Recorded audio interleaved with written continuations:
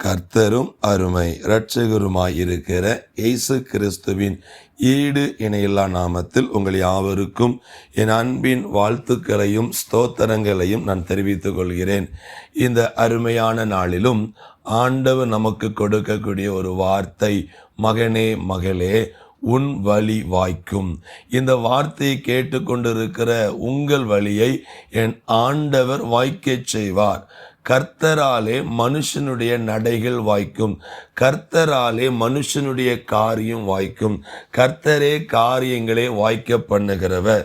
ஆமென். ஆகவே இந்த நாளிலே இதுவரைக்கும் உங்கள் காரியம் ஒருவேளை வாய்க்காமல் இருந்திருக்கலாம். உங்கள் படிப்பு, உங்கள் வேலை, உங்கள் திருமணம், கற்பத்தின் கனி, உங்களுடைய குடும்ப காரியம், உங்கள் தொழில் வியாபாரத்தில் காரியங்கள் இதுவரைக்கும் வாய்க்காமல் தடைப்பட்டு தோல்வி அடைந்திருக்கலாம். இன்றைக்கு ஆண்டவர் சொல்லுகிறார், ஆண்டவராலே உங்கள் காரியம் என்ன செய்ய போகிறது? வாய்க்க போகிறது. என்னுடைய காரியம் வாய்க்க வேண்டுமென்றால், என்னுடைய காரியம் கர்த்தராலே வாய்க்க வேண்டுமென்றால் நான் என்ன செய்ய வேண்டும் என்றால், ஆண்டவர் சொல்லுகிறார், அவருடைய வேதத்தில் பிரியமாயிருக்க வேண்டும். சத்திய வேத வார்த்தையில் பிரியமாயிருந்து அந்த வார்த்தையை இரவும் பகலும் நாம் தியானமாய் இருக்கும் பொழுது அவன் வழி வாய்க்கும். எவனுடைய வழி வாய்க்கும்?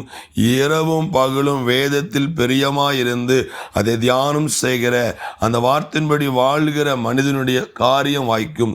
எந்த அரசியல்வாதியை நீங்கள் சந்திக்கிறதுனால, ஒரு அதிகாரியை சந்திக்கிறதுனால, ஒரு மனுஷனை சந்திக்கிறதுனால உங்கள் காரியம் வாய்க்காது.